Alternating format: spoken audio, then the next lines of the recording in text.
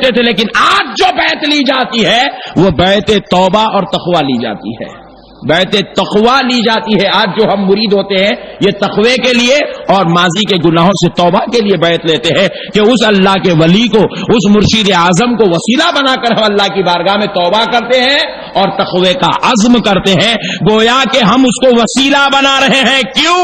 جس سے ہم مرید ہوتے ہیں۔ اللہ یہی کہہ رہا ہے وَابْتَغُوا إِلَيْهِ الْوَسِيلَةَ، جب تم نماز پڑھ لیے، روزے رکھ لیے، زکات دے لیے، آؤ اب مرید ہو جاؤ، کیونکہ تمہارا جو مرشد ہوتا ہے اس کی کڑی مصطفیٰ سے جڑی ہوئی ہوتی ہے، اس کی کڑی نبی پاک سے جڑی ہوئی ہوتی ہے۔ تم اپنے مرشد کے ہاتھ میں ہاتھ دے کر یہ نہ سمجھنا کہ تم نے مرشد کے ہاتھ میں ہاتھ دیا، تم کیا جانو یہ ہاتھ مصطفیٰ کے ہاتھ سے جڑا ہوا ہے، رسول اللہ کے ہاتھ سے جڑا ہوا ہے۔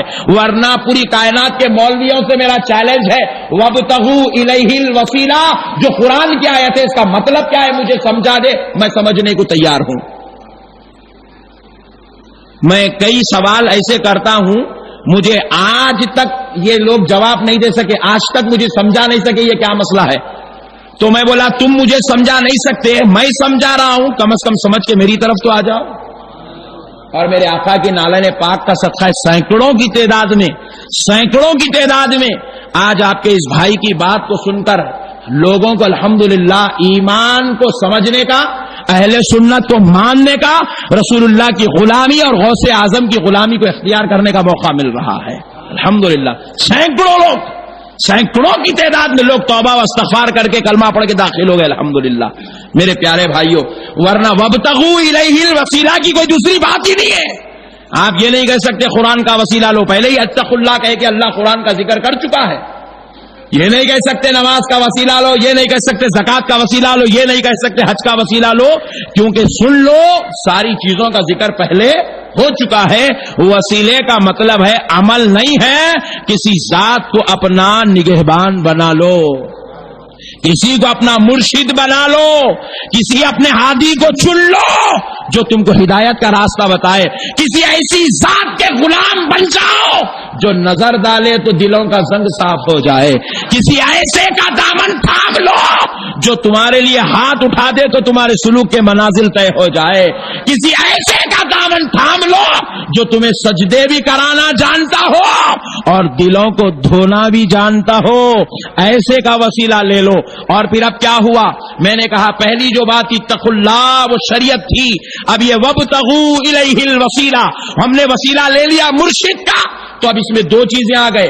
مرشد کرتا کیا ہے؟ پہلی والی چیزوں کو بچاتا بھی ہے، ایمان اور عمل کو بچاتا بھی ہے، پھر اور کیا کراتا ہے؟ وجاہدوا فی سبیلہ، اللہ کی راہ میں تزکیہ کرا کے قرب الہی تک پہنچاتا بھی ہے۔ یہ مرشد کا کام ہے، یہ بغیر مرشد کے نہیں ہو سکتا۔ وجاہدوا فی سبیلہ بغیر وسیلے کے نہیں ہو سکتا۔ یہ تزکیہ کیا ہے؟ یہ طریقت ہے۔ اب طریقت کیا ہے ذرا وہ بھی دیکھ لیں۔ راتوں کو امام اعظم ابو حنیفہ رحمۃ اللہ علیہ دن بھر روزہ رہتے تھے، درس حدیث دیتے تھے، دن بھر روزہ رہتے تھے، درس حدیث دیتے تھے۔ جب رات ہوتی تو لوگ دیکھتے شاید امام اعظم چراغ بجھائیں گے، اپنے گھر کو چلے جائیں گے۔ شاگردوں نے دیکھا امام اعظم عشاء کی نماز پڑھے اور جو ہے شاگردوں سے مصافحہ کیے، سب کو روانہ کر دیے، مگر خود گھر کو نہیں جا رہے ہیں۔ چراغ تو بجھا دیے مگر مصلی پر سر رکھ کے رات عبادت میں گزار رہے ہیں، مصلی پر سر رکھ کے رات عبادت میں گزار رہے ہیں۔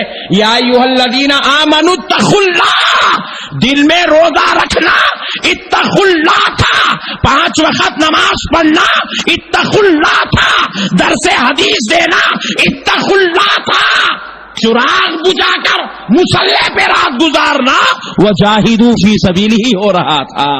دن میں جو تھی وہ شریعت تھی، رات کا جو مصلی تھا وہ طریقت کا میدان تھا۔ یہ ہے معزز شاغین کرام، اسی لیے سرکار غوث اعظم رضی اللہ تعالیٰ عنہ 40 سال تک وجاہدوا فی سبیلہ کی منزل طے کرتے رہے۔ وجاہدوا فی سبیلہ.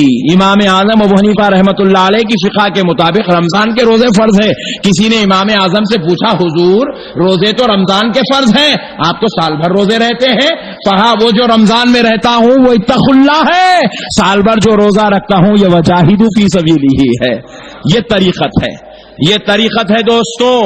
آج امام بخاری رحمت اللہ علیہ, بہت لوگ سنتے ہیں امام بخاری ایسے تھے, امام بخاری نے ایسی حدیث لائی ویسی حدیث لائی. ارے نادان, کبھی امام بخاری کا عمل بھی تو دیکھ لے. اللہ اللہ, امام بخاری کا عمل بھی تو دیکھ لے. امام بخاری رحمت اللہ علیہ مسجد کو آ رہے تھے, مسجد کو تشریف لا رہے تھے, تو امام بخاری رحمت اللہ علیہ کو مسجد میں چھوٹا سا ہوا سے اڑ کے کچرا نظر آیا. کچرا, کاغذ وغیرہ, یہ وہ غیر ضروری چیزیں مسجد میں نظر آئی. امام بخاری نے کیا کیا, وہ کچرے کو بڑے ادب کے ساتھ ہاتھوں سے اٹھایا, اٹھا کے لے کے جا کے باہر پھینک دیا. پھر اس کے بعد کیا کیا, مسجد میں آ کے امام بخاری کونے میں بیٹھے رہے. ایک نوجوان کنگھی نکالا, مسجد میں کنگھی کرا, کنگھی کرا, اس کے بعد جو ہے اٹھا نماز پڑھنے میں لگ گیا. اس کے کنگھی کرنے سے اس کی داڑھی کا بال مسجد میں گرا. کنگھی کرتے ہیں تو داڑھی کے بال نکلتے ہیں, داڑھی کا بال مسجد میں گرا.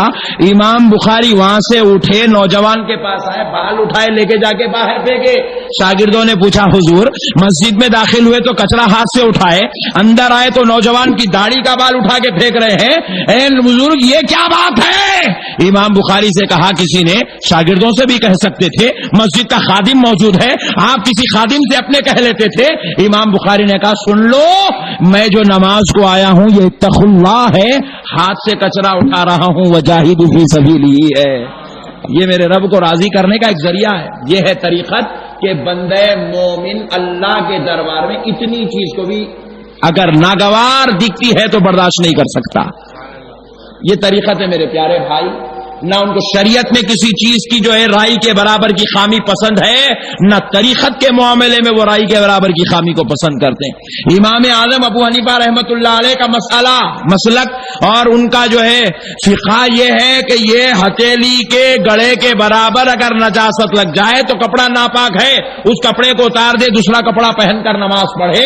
لیکن امام اعظم آ رہے تھے, کیچڑ, پانی برسا, کیچڑ بن گیا, چپل سے یا کسی اور چیز سے امام اعظم کے کرتے پر اتنا چھوٹا ٹپکا لگا, اتنا چھوٹا ٹپکا مٹی کا لگ گیا.